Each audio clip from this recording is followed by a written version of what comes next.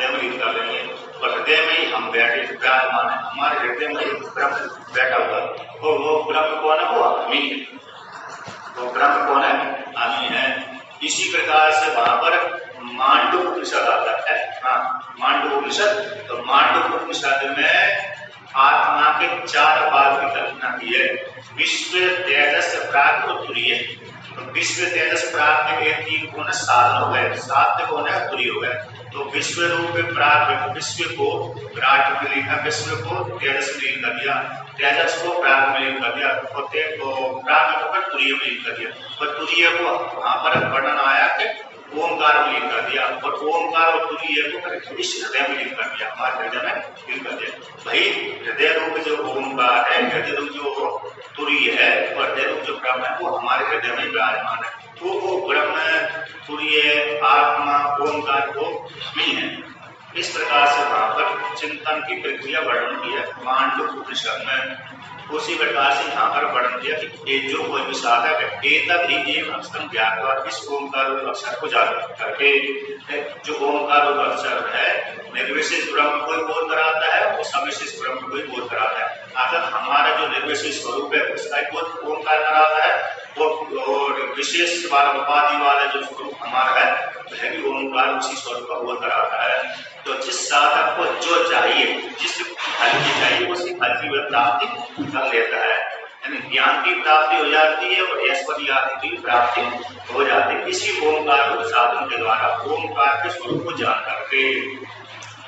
जो साधक जो यदि जो भी इच्छा करता है तत्व साधक को तत्व फल की प्राप्ति हो जाती है।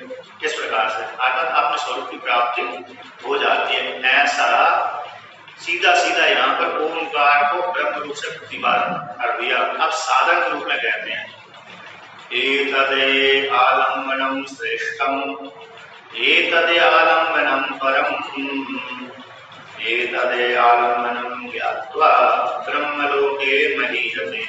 अब यहाँ पर पहले मंत्र के द्वारा 16वें मंत्र के द्वारा तो उस ओमकार को सीधा सीधा ब्रह्म रूप से प्रतिपादन करती है कि ओमकार कौन सा है? कार्य ब्रह्म भी है और कारण ब्रह्म भी है। हिरण्यगर्भ भी ब्रह्म है ओमकार, और अंतर्यामी भी ओमकार ब्रह्म है, अथवा ईश्वर भी ओमकारी ब्रह्म है और निर्विशेष ब्रह्म ही ओमकार ब्रह्म है। अब दूसरे प्रकार से अब ओमकार को साधन बनाते हैं। इसी साधन के द्वारा निर्विशेष ब्रह्म की प्राप्ति होती है। जैसे आपको मथुरा जाना है तो जाने के लिए साधन कौन से हो गए? कार आदि हो गए, ट्रेन आदि हो गए। उसी प्रकार से यहाँ पर उस परमात्मा की प्राप्ति, निर्विशेष परमात्मा की प्राप्ति, सविशेष परमात्मा की प्राप्ति का साधन श्रुति करती है। एतद आलम्बनम श्रेष्ठम है, जो आलम्बन आश्रय है, इस आश्रय को प्राप्त करके आधार बना करके साधक है उस तत्व की प्राप्ति कर सकता है। तो कौन है? वो ओमकार। ओमकार को ही आधार बना करके, ओमकार को आश्रय बना करके व्यक्ति निर्विशेष ब्रह्म की प्राप्ति कर लेता है। एतद आलम्बन, ही आलम्बन सबसे उत्कृष्ट है। सारे साधनों से ये साधन कैसे सबसे श्रेष्ठ है। एतद आलम्बन ज्ञात्वा, इस आलम्बन को जान करके साधक ब्रह्मलोक में ये आदत में ब्रह्म इस प्रकार से पूजित हो जाता है। आदत स्वयं साधक ही ब्रह्म बन जाता है ना।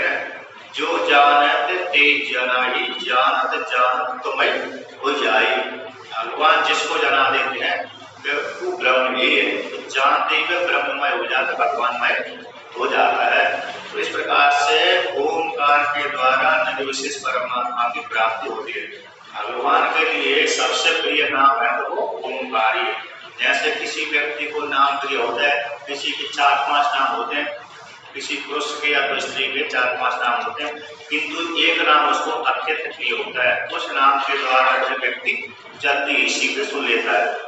दूसरे नाम तो प्रिय नहीं होते, इसलिए देर में सुनता है, किंतु एक विशिष्ट नाम होता है उसका, तो विशिष्ट नाम के द्वारा उसके लिए अत्यंत प्रिय होता है। तो जैसे किसी व्यक्ति ने उसको उच्चारण किया, उस वाणी को सुनकर, उस नाम को सुनकर जल्दी उसको और आकर्षित हो जाता है। हम व्यक्ति को बुला रहा है, इसलिए उस नाम को सुनकर के वो उसकी ओर खिंचा हुआ चला जाता है। उसी प्रकार से यहाँ पर भी परमात्मा के लिए अत्यंत प्रिय नाम है तो कौन है? ओमकार। ओमकार से परमात्मा जितना जल्दी प्रसन्न होता है उतने दूसरे मंत्रों से जल्दी प्रसन्न नहीं होता। मतलब कहने का तात्पर्य है कि परमात्मा की प्राप्ति का साधन मुख्य रूप से कौन है? ओमकार ही है। इसलिए यहाँ पर श्रुति कहती है तब आलम्बन परम। तो ये ओमकार को आश्रय, ओमकार को जो आश्रय सबसे श्रेष्ठ है। इससे भिन्न दूसरे कहते हैं राम है, कृष्ण है, विष्णु नाम है, शिव नाम है। ये क्यों श्रेष्ठ नहीं है? क्योंकि इसमें कोई भक्तों की ऐसी इच्छा हो जाती है तो राम का वाचक है, ये तो कृष्ण का वाचक है, ये तो शिव का वाचक है, तो वहां पर भेद बुद्धि हो जाती है। वहां पर कैसे हो जाती है? भेद बुद्धि हो जाती है। तो भेद बुद्धि हो जाने से व्यक्ति पर वो भेद में फंस जाता है कि भेदभाव, अभेद का ज्ञान नहीं होता। कहते कि होता है, समझदार को अभेद का ज्ञान होता है, किंतु वहां पर व्यक्ति किसी दाग से संबंध हो जाता है। इसलिए वहां पर शीघ्र परमात्मा की प्राप्ति न होकर के ओमकार के द्वारा शीघ्र परमात्मा की प्राप्ति हो जाती है। क्योंकि इसमें ओमकार में सभी नाम किए जाते हैं, कृष्ण भी जाते हैं, शिव भी जाते हैं और विष्णु भी जाते हैं। इसमें सभी का अंतर्भूत होता है। इसमें एक का अंतर्भूत होता है, दूसरे का अंतर्भूत नहीं होता, ऐसी बात नहीं है। अन्य नामों में दूसरे देवता का अंतर्भूत नहीं होता। राम नाम शब्द ले लिया, उच्चारण कर दिया तो दूसरे व्यक्ति कहते ये तो शिव जी का नाम नहीं है, ये तो राम का क्या नाम है कि नहीं? अब कृष्ण नाम ले लिया तो दूसरे व्यक्ति कहते ये तो राम का नाम भी नहीं है, कृष्ण शिव का नाम भी नहीं है, विष्णु का नाम भी नहीं, ब्रह्मा जी का नाम नहीं, ये तो मात्र कृष्ण व्यक्ति का बोध करा रहा है, तो हम कैसे माने? तो किंतु ओमकार शब्द ऐसा नहीं है। राम ओमकार शब्द ब्रह्म को बोध कराता है, राम को बोध कराता है, विष्णु को बोध कराता है, कृष्ण को बोध कराता है, शिव को बोध कराता है, देवी को बोध कराता है, देवता को बोध कराता है। तो ओम शब्द से, ओम शब्द के द्वारा सभी देवी देवता का ज्ञान होता है। इसी दूसरे परमात्मा के लिए सबसे अत्यंत प्रिय नाम है वो ओमकार है। इस ओमकार को आश्रय बना करके, इस ओमकार को जान करके साधक है, चाहे वो साधक स्त्री हो, चाहे वो साधक पुरुष हो, चाहे वो साधक बालक हो, चाहे वो साधक बालिका हो, इस आधार को बनाकर ओमकार को आश्रय बना करके ब्रह्मलोक में आकर आत्मलोक में प्रसन्न हो जाता है, पूजित हो जाता है, आकर उसको परमात्मा की प्राप्ति हो जाती है। समस्तम व्यस्तम त्वां गृह्णाति ओमिति पदम। कहते समस्त रूप से आप परमात्मा को बोध कराता है, व्यस्त रूप से परमात्मा आपको बोध कराता है। कौन? ये ओमकार शब्द। ओमकार शब्द कैसा है? वो ब्रह्म विद्या भी है और ब्रह्म भी है। वाच्य वाचक में, वाच्य और वाचक में अभेद दृष्टि को लेकर के यहाँ पर प्रतिपादन किया गया है। मांडव्य उपनिषद में वाच्य ब्रह्म हो गया, वाचक हो गया ओमकार। तो वाचक को एक पहले वाचक को व्यापक बनाया और बाद में वाच्य को व्यापक बनाया। तो वाचक को अभेद दृष्टि रख करके वाच्य और वाचक में कोई भेद न रख करके, है ना, तो एक का प्रतिपादन किया गया। तो पहले मंत्र में, सूर्य मंत्र में वाच्य और वाचक में अभेद दृष्टि कर दी, तो अभेद दृष्टि करके फिर एक कर दिया। तो बाद में वाचक, उस वाचक के द्वारा वो वाच्य फल की प्राप्ति का प्रतिपादन कर दिया। अर्थात ओमकार कैसा हो गया? वाचक हो गया। ओमकार का वाचक कौन हो गया? ब्रह्म हो गया। तो ओमकार रूप वाचक के द्वारा, ओमकार रूप आधार के द्वारा, ओमकार रूप साधन के द्वारा, ओमकार रूप ब्रह्म विद्या के द्वारा निर्विशेष परमात्मा की प्राप्ति, सविशेष परमात्मा की प्राप्ति, तो दोनों परमात्मा की प्राप्ति इससे हो जाती है। चाहे साधक है कि मैं ओमकार के द्वारा ब्रह्मलोक फल की चाहता हूँ, उसको ब्रह्मलोक फल की प्राप्ति हो जाती है। ओमकार के द्वारा दूसरा साधक है कि मेरे को मोक्ष फल को चाहिए, तो उसको मोक्ष फल की प्राप्ति हो जाती है। इसलिए ओमकार जो मंत्र है, ओमकार जो साधन है, ओमकार जो ब्रह्म विद्या है, उस ब्रह्म विद्या के द्वारा व्यक्ति को, साधक को मोक्ष फल की प्राप्ति हो जाती है। वो निश्चित रूप से होती है यदि उसने ज्ञान के लिए साधना की है। इससे ओमकार के शब्द के स्वरूप को जाना, अच्छी प्रकार से जानना है, तो निश्चित रूप से उसको मोक्ष फल की प्राप्ति होती है। अब जो ओमकार के द्वारा ओम को ब्रह्म का प्रतिपादन कर दिया, कहते सर्वे वेद फलमांति तपांसी सर्वाणि च यद्वदन्ति यदिच्छन्तु ब्रह्मचर्यं चरन्ति तत्ते परम शरणं ब्रह्मणि। तो जिसके लिए चारों वेद कहते हैं, तपस्या करते हैं, ब्रह्मचर्य की पालन करते हैं, ऐसा पद कौन है? ओमकार है। इसलिए ओमकार है, ओमकार को परमात्मा से प्रतिपादन कर दिया। अब ओमकार को परमात्मा कैसा, उसका वर्णन करते हैं। ओमकार को परमात्मा का स्वरूप क्या है, उसका वर्णन करते हैं। अर्थात निर्विशेष जो ब्रह्म है, निर्विशेष ब्रह्म में किस स्वरूप वाला है? जन्मने वाला है तो मरने वाला है, और जन्म लेकर के वे मरता है अथवा नहीं भी मरता है। अतः मरता है तो किस प्रकार से मरता है, किस प्रकार से नहीं मरता। अतः मरता ही नहीं, अथवा जन्म होता ही नहीं, अथवा क्या बूढ़ा होता है कि नहीं होता, जवान रहता है कि नहीं रहता, वृद्ध रहता है कि नहीं रहता, इत्यादि शरीर में कल्पना होती है ना। उसी प्रकार के आत्मा भी इसी प्रकार से है कि नहीं है। तो उसको लेकर के यहाँ पर वर्णन करते, आत्मा में कोई भी धर्म नहीं है। तो उसको लेकर के श्रुति कहती है, आत्मा के स्वरूप का प्रतिपादन करती है। हमारा जो स्वरूप है, हमारे बुद्धि रूप गुहा में विराजमान जो आत्मा है, आखिर जो हमारी स्वरूप है, उस आत्मा का स्वरूप क्या है, इस प्रकार से है। तो इस श्रुति प्रतिपादन करती है।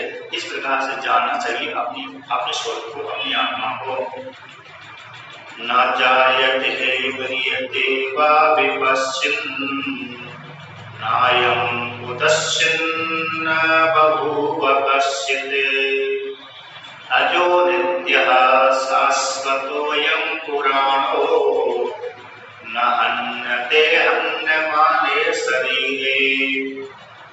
कहते हैं न जायते, ये आत्मा की कभी भी उत्पत्ति नहीं होती। जायते नहीं जात, जिसको जन्म होता है वो जायते कहते हैं। जिसका जन्म होता है उसको जायते, पैदा हो गया। हमों के घर में पुत्र अथवा पुत्री पैदा हो गई, तो कहते हैं आत्मा कभी भी जन्म नहीं लेती। तो जन्म नहीं लेती पहले से, जैसे यहाँ पर वस्तु रखी हुई है, पहले से किसी कार्य विशेष में किसी व्यक्ति ने पैदा करके या जैसे भी है आ गई, संयोगवश आ गई, तो फिर वे नष्ट हो जाती है। कोई वस्तु आ गई हो कि आपको उसी प्रकार से अच्छा जन्म नहीं लिया, बहुत पुरानी लगी होगी, मालूम नहीं हम लोगों को, तो कहाँ से आए कहाँ से नहीं आए, तो नष्ट तो होना चाहिए। लेकिन ऐसे एक पहाड़ों को मालूम नहीं है हमको कितने काल से यहाँ पर है, जन्म को हमने उसको देखा ही नहीं है, तो ये अनंत काल से यहाँ पर रखा हुआ है। हो सकता है भविष्य में नष्ट हो जाए। उसी प्रकार से क्या आत्मा नष्ट होती है, तो ना म्रियते, मरती भी नहीं है, जन्म भी नहीं लेती, मरती भी नहीं है। तो विपश्चित विद्यमान, ना तो जन्म लेता है ना ही मरता है। अर्थात निर्विशेष जो ब्रह्म है, ना तो जन्म लेती है और ना ही मरती है। नायम उदस्यन बहुव वसित है, किसी प्रकार से उत्पन्न भी नहीं होती। कोई निमित्त को लेकर के, जैसे किसी बालक किसी स्त्री की बच्चा पैदा नहीं होता, तो फिर दूसरे निमित्त से बच्चा उसकी पैदा हो जाते हैं। उसी प्रकार से ब्रह्म पैदा सीधा जन्म में होता तो नहीं हो, किसी दूसरे प्रकार से उसकी जन्म हो जाए, तो दूसरे कार्यांतर से निमित्तांतर से उसकी उत्पत्ति नहीं होती। एक बार हो गया है तो दोबारा नष्ट होने के बाद आत्मा है, असली रूप से है, तो कभी उसका नाश और उत्पत्ति होती नहीं है। लेकिन वो सत्ता रूप से है ना, आत्मा कैसे सत्ता रूप से है, लेकिन किसी निमित्त से उत्पन्न नहीं होता। तो कहते हैं ऐसा जो नहीं होता, किसी निमित्तांतर से उत्पन्न नहीं होता, ऐसे जो आत्मा है तो वो उसको लेकर कहते हैं वो कैसे आज है, ना जाए थी अजा, उसकी कभी उत्पत्ति नहीं होती, नित्य रहता है, तीनों कालों में बना रहता है। त्रिकाला बाध्यत्वम नित्यत्वम, भूतकाल भविष्यत्काल वर्तमान काल, तीनों काल जिसमें बात हो जाते हैं उसी को उस वक्त जो होता है नित्य, इसकी आत्मा तीनों कालों में रहती है, शाश्वत हमेशा बनी रहती है। शाश्वत काल में हमेशा बनी रहती है जो आत्मा है। अयम पुराणो, कहते पुराना है, तो पुराना होता हुआ पुरा का भी नवा है, पुराना होता हुआ भी नया है, बूढ़ा होने के पश्चात भी नया है। ऐसे भगवान शिव जी का नंदी बैल है, नंदी बैल तो है, बूढ़ा तो है, किंतु बहुत जवान है, नया है, अतः उसको बहुत ताकत है। यद्यपि कितने काल से शिव जी के साथ रहता है, तो रहते रहते पैर बूढ़ा हो जाता है। बूढ़ा होने के पश्चात वो नंदी जवान ही है ना, अगर युद्ध जब लड़ता है तो बड़े बड़े राजाओं को राक्षस को मार देता है। तो इसी प्रकार से आत्मा कैसी है, पुरानी होती हुई नहीं है। कहते हैं न हन्नते हन्न माने शरीरे, इस शरीर के नष्ट हो जाने पर, जो माता पिता के द्वारा उत्पन्न होने वाला जो शरीर है, उस शरीर के नष्ट हो जाने पर भी वो आत्मा नहीं मरती। इस प्रकार से एक आत्मा का स्वरूप प्रतिपादन किया गया है। इसी वाक्य को भी गीता में वर्णन किया है। ना जायते कदाचन नायम दुःखा भविता न भूया अजो नित्या शाश्वत पुराणो न हन्नते हन्न माने शरीरे। एक गीता का वाक्य है। गीता में भी इसी बात को थोड़े एक दो शब्दों में अंतर किया है। बाकी पूरा का पूरा वाक्य यही को उठा कर भारत किया जो दूसरे अध्याय में आता है, यहीं से प्रतिपादन किया है। एक यास्क मुनि हुए हैं, आपने सुना होगा यास्क मुनि का नाम। तो उन्होंने सूत्र लिखा है इस शरीर के विषय को लेकर के, इस शरीर में 6 भाग विकार होते हैं। जायते अस्ति वर्धते विपर्णते अपक्षीयते नश्यते। ये 6 भाग विकार वाला हमारा शरीर है, जो माता पिता के द्वारा उत्पन्न होता है। जो भी माता पिता के द्वारा उत्पन्न होगा, उस उत्पन्न होने वाले व्यक्ति के शरीर में ये 6 विकार अपने आप उत्पन्न होते हैं। तो ये शरीर के 6 भाग विकार हैं। तो 6 भाग विकार से यह आत्मा विकसित होती है अथवा नहीं होती, उसको लेकर के यहाँ पर खंडन किया है। जैसे सबसे पहले उन्होंने लिखा जायते, आटाते 9 महीने के पश्चात बालक पैदा हो गया तो बोलते जायते, मेरा पुत्र मेरी पुत्री पैदा हो गई, तो पैदा हो गया तो जायते। अस्थि, जन्म लेने के पश्चात तो तुम्हारा नहीं, बालक कभी कभी मर जाता है ना, किसी जन्म लेने के पश्चात प्रसूता का जो बालक है वो मर जाता है, तो बालक का बालिका मर जाती है। तो कहते नहीं मरा नहीं, बना हुआ है जायते अस्थि है, अस्थि है तो तुम्हारा नहीं है। इसके पश्चात कुछ काल व्यतीत हुआ, कहते विवर्णते, मतलब जायते अस्थि वर्धते वृद्धि को प्राप्त हो रहा, आकर कुमार अवस्था में आ गया। तीसरी अवस्था कौन सी हो गई, कुमार अवस्था हो गई। फिर युवा होगा तो जायते अस्थि वर्धते विपर्णते, चौथी अवस्था विपर्णा को प्राप्त होकर पूरा जवान हो गया, अर्थात उसकी आयु 50 तक पहुंच गई। 50 तक 40 से लेकर 50 तक पूरा बढ़ना घटना समाप्त हो जाता, पूरा परिपक्व अवस्था उसकी हो गई। पूरे शरीर में विकार बढ़ने की जो संभावना थी समाप्त हो गई।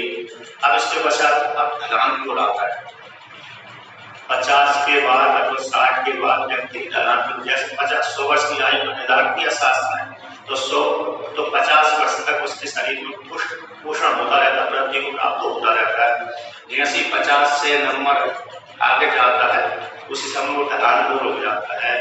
तो फिर अपक्षीयते, विपरिणाम के बाद आता है अपक्षीयते। तो सबसे पहले झुर्रियां आ जाती हैं, चेहरे पे झुर्रियों के रूप में जवाब दे देता है कि हाँ अब व्यक्ति का नीचे की ओर जा रहा है, तो अपक्षीयते। तो कहते जायते अस्थि विपर्णते वर्धते विपर्णते अपक्षीयते। तो अपक्षीयते में झुर्रियां पड़ जाती, फिर हो जाता है विनश्यति, तो आयु जब समाप्त होते ही वो नष्ट हो जाता है। तो ये हमारा जो शरीर के 6 विकार होते हैं। तो उसी प्रकार से के आत्मा के 6 विकार, आत्मा भी इन 6 विकारों से होती है। तो कहता न जायते, तो जायते के द्वारा जो बालक का निषेध कर, जायते उत्पन्न होता ना, उसका निषेध कर दिया। जब उसका निषेध कर दिया तो मरती होगी, अंतिम बालक विनश्यति का निषेध कर दिया, तो न उत्पन्न होती है और न ही आत्मा मरती है।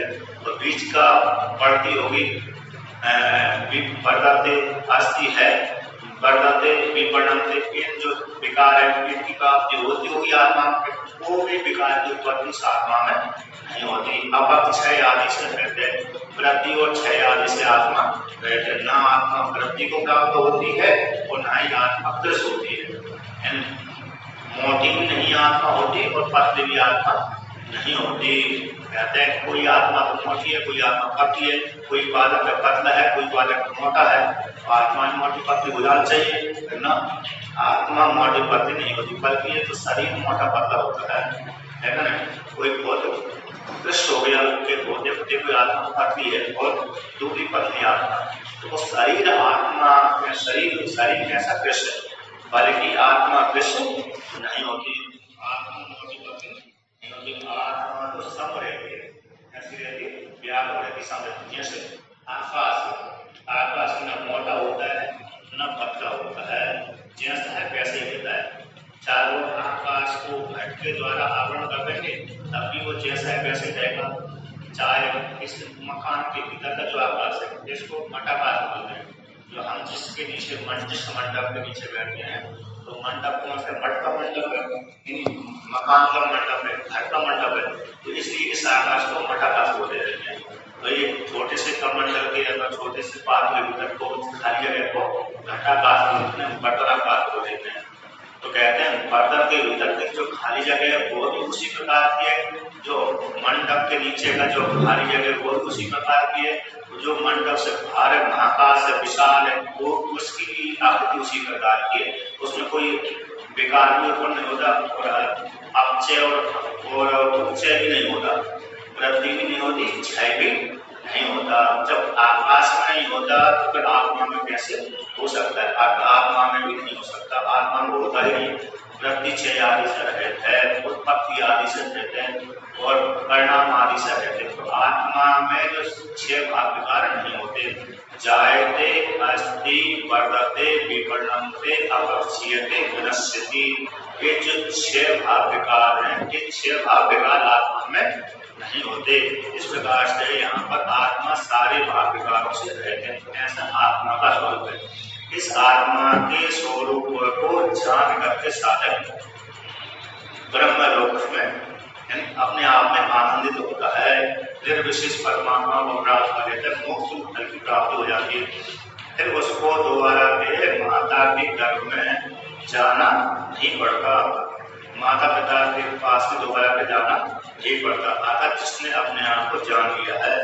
अब जिसने नहीं जान पाया है, जिस किसी स्त्री ने अथवा पुरुष ने अपनी आत्मा को मैं निर्विशेष ब्रह्म हूँ, तो फिर वो दोबारा के माता पिता के पास में आता जाता रहता है। जब तक जीव ने अपने स्वरूप को नहीं जाना तब तक उसका जन्म होता रहेगा। तो जन्म होता रहेगा तो मरता भी रहेगा, फिर जन्म होगा मरेगा, तो फिर बीच में सुख और दुख दोनों ही आएंगे। सुख दुख दोनों आएंगे तो दुखी भी होगा, है ना। सुख के आने पर सुखी होगा, दुख के आने पर दुखी होगा, कष्ट का भोग करेगा, कर्माजित करता रहेगा। तो इस प्रकार से तो उसका संसार बना ही रहता है। तो जो अपने को छुटकारा प्राप्त करना चाहते, जो भी कोई स्त्री हो अथवा पुरुष है, वे अपने आत्मा को जाने, चिंतन करें कि मेरी आत्मा का स्वरूप कैसा है। अतः मैं जन्मने वाला नहीं हूँ, मरने वाला नहीं हूँ। अब उसी के विषय में, आत्मा के विषय में कहते हैं कि शरीर के नष्ट होने पर जो आत्मा को मरा हुआ सा मानता है, तो ऐसे व्यक्ति आत्मा को नहीं जानते। तो उसी के विषय में श्रुति कहती है यहाँ पर, हन्तः चेन मन्यते हन्तुम् हतश्चेत् मन्यते हतम् उभौ तौ न विजानीतो नायं हन्ति न हन्यते। कोई कहता है कि मैं अमुक शत्रु को मारने वाला हूँ, मेरे द्वारा ये आत्मा मारी जाएगी, ऐसा कोई मानता हो। हंता चेत मनते हन्तुम्, मारने के लिए मानता है, हंता हन करने वाला क्रिया, हन क्रिया करता बनता है। मैंने अमुक शत्रु को मार दिया, ये मर गया, तो ये आत्मा मरने वाली है। ऐसा कोई मानता तो मैं मारने वाला हूँ, तो ये आत्मा मरने वाली है। ऐसा शरीर के नष्ट हो जाने पर आत्मा को जो नष्ट होता हुआ सब जानता है। अगर मैं मारने वाला हूँ, आत्मा को ऐसा जानता है शरीर के नाश करने पर।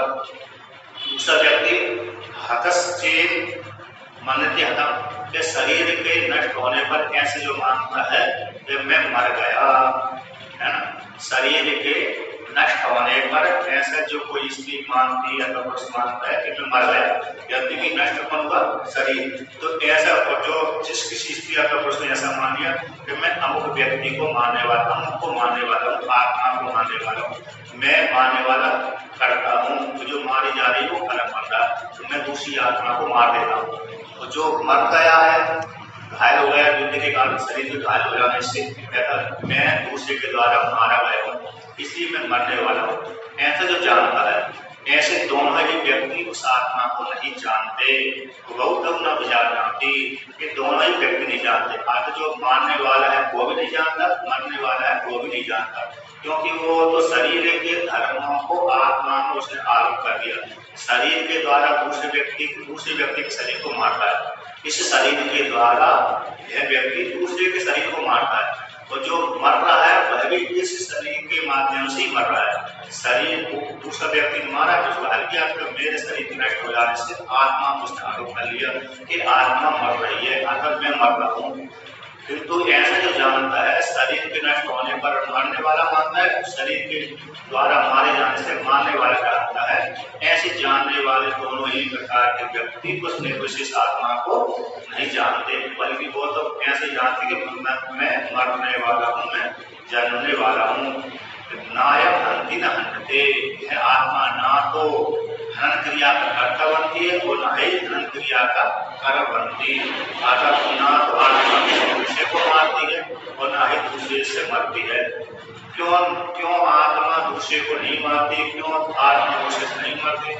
क्योंकि आत्मा इसलिए ना तो दूसरे को मारती है और न ही इसलिए दूसरे से मरती है, क्योंकि आत्मा के विषय में आता है सत्यम ज्ञानम अनंतम ब्रह्म असंगो ही अयम पुरुष।